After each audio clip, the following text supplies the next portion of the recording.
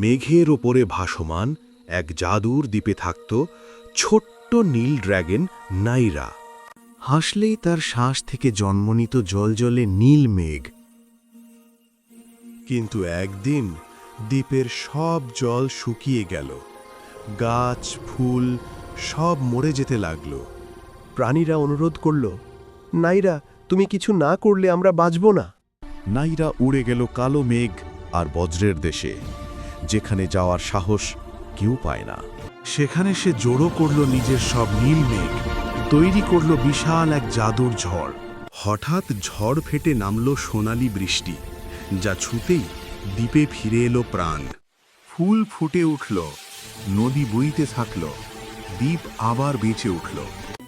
আর নায়রা, সে হয়ে উঠল সোনার বৃষ্টির নীল ড্রাগন, দ্বীপের সত্যিকারের নায়ক। বন্ধুরা, পাশে থাকো, লাইক, কমেন্ট, শেয়ার এবং সাবস্ক্রাইব করে আমাকে সাপোর্ট করো। তোমাদের এই ছোট্ট অ্যাকশন আমার জন্য অনেক বড়।